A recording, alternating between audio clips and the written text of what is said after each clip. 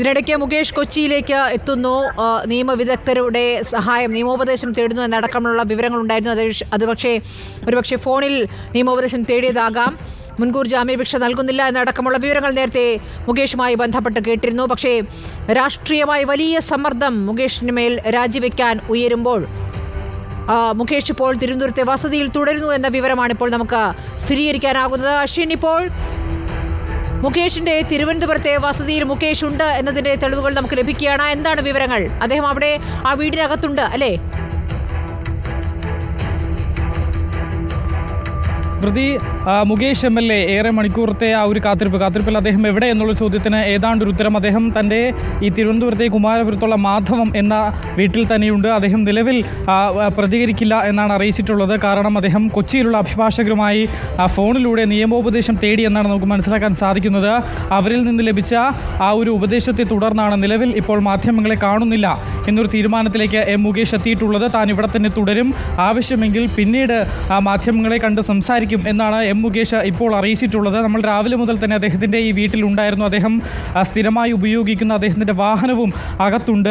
അതുകൊണ്ട് തന്നെ അദ്ദേഹം ഈ വീട്ടിൽ തന്നെ ഉണ്ട് എന്നുള്ളൊരു നിഗമനത്തിലായിരുന്നു നമ്മൾ ആദ്യം രാവിലെ മുതൽ തന്നെ ഉണ്ടായിരുന്നത്. ഇന്നലെ തന്നെ അദ്ദേഹം കൊല്ലത്ത് നിന്നും തിരുവനന്തപുരത്തെത്തി, തിരുവനന്തപുരത്ത് നിന്നും കൊച്ചിയിലേക്ക് എറണാകുളത്തേക്ക് പോയി ലീഗൽ അഡ്വൈസ് നേടും എന്നുള്ളതായിരുന്നു നമുക്ക് മനസ്സിലാക്കാൻ സാധിച്ചിരുന്നത്. അത് ഏതാണ്ട് വ്യക്തമായി കൊണ്ടിരിക്കുന്നു. കാരണം അദ്ദേഹം ഈ ദൃശ്യങ്ങളിൽ കാണുന്ന അദ്ദേഹത്തിൻ്റെ കുമാരപുരത്തുള്ള മാധവം എന്ന വീടിനുള്ളിൽ തന്നെ മുകേഷ് ഉണ്ട്. ഇവിടെ നിന്നും ഫോണിലാണ് അദ്ദേഹം കൊച്ചിയിലുള്ള അഭിഭാഷകരുമായി സംസാരിച്ചത് എന്നാണ് നമുക്ക് മനസ്സിലാക്കാൻ സാധിക്കുന്നതും. ഈ അഭിഭാഷകർ കൃത്യമായി തന്നെ മുകേഷിന് നിയമോപദേശം നൽകിയിട്ടുണ്ട്.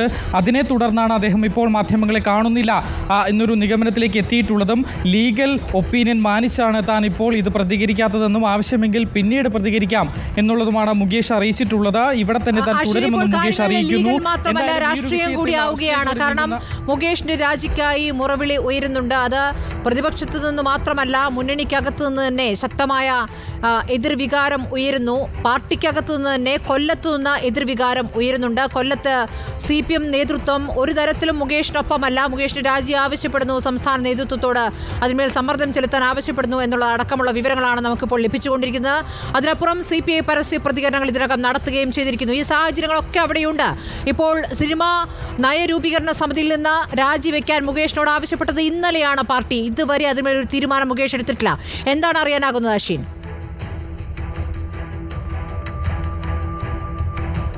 സ്മൃതി, അത് തന്നെയാണ് ഏറ്റവും പ്രധാനപ്പെട്ട ചോദ്യം. അദ്ദേഹത്തിൻ്റെ രാജിക്കായുള്ള ആവശ്യങ്ങൾ പല കോണിൽ നിന്ന് വരുന്നുണ്ട്. അദ്ദേഹത്തിൻ്റെ പാർട്ടിയുടെ ഘടകകക്ഷിയിൽ നിന്ന് തന്നെ ഇത്തരത്തിൽ ഒരു ആവശ്യം ഉന്നയിക്കുന്നു. പക്ഷേ മുകേഷ് ഈ ഒരു കാര്യത്തിൽ ഇതുവരെ യാതൊരു തീരുമാനത്തിലേക്കും എത്തിയിട്ടില്ല, അല്ലെങ്കിൽ ഒന്നും അറിയിച്ചിട്ടില്ല എന്നുള്ളതാണ് ഏറ്റവും പ്രധാനപ്പെട്ട കാര്യം. അദ്ദേഹം ആദ്യം മുതൽ ആരോപിക്കുന്നത് തനിക്കെതിരെ ഗൂഢാലോചന നടക്കുന്നുണ്ട്, തനിക്കെതിരെ ഈ ഇപ്പോൾ പരാതി നൽകിയിരിക്കുന്ന നടി നേരത്തെ ഭീഷണിപ്പെടുത്തിയിരുന്നു എന്നതടക്കമുള്ള കാര്യങ്ങൾ മുകേഷ് പറയുന്നുണ്ട്. ഇക്കാര്യങ്ങൾ മുഖ്യമന്ത്രിയെ കണ്ട് ധരിപ്പിച്ചതായും അദ്ദേഹം അറിയിക്കുന്നു. ഇതിൻ്റെ തെളിവുകൾ തൻ്റെ പക്കലുണ്ട്, അത് മുഖ്യമന്ത്രി കാണിച്ച് കാര്യങ്ങൾ വിശദീകരിച്ച് നൽകിയിട്ടുണ്ട് എന്നും മുകേഷ് അറിയിക്കുന്നുണ്ട്. ഈ ഒരു സാഹചര്യത്തിൽ ഈ ഒരു സമയം അദ്ദേഹം എടുക്കുന്നത് ഇത്തരത്തിൽ രാഷ്ട്രീയമായിട്ടുള്ള കാര്യങ്ങൾ കൂടി പരിഗണിച്ച് തന്നെയാണ്. കാരണം അദ്ദേഹം ഇപ്പോൾ നേരത്തെ ശ്രീജിത്ത് അടക്കമുള്ളവർ സൂചിപ്പിച്ചതുപോലെ ഇപ്പോൾ അദ്ദേഹം രാജിവെക്കുകയാണെങ്കിൽ ഇത് ഒരു പ്രവണതയായി മാറും. ഇത്തരത്തിൽ ഏത് നേതാക്കൾക്കെതിരെയും ആരോപണങ്ങൾ വന്നാൽ അത് ഒരു കീഴ്വഴക്കമായി മാറും. അപ്പോൾ തന്നെ അവർ രാജിവെച്ച് പുറത്തു പോകേണ്ട ഒരു സാഹചര്യത്തിലേക്ക് കടക്കും. ഇത് CPM-നെ ബാധിക്കും എന്നുള്ള തരത്തിലേക്കുള്ള വിലയിരുത്തലിലേക്കാണ് കാര്യങ്ങൾ നീങ്ങുന്നത്.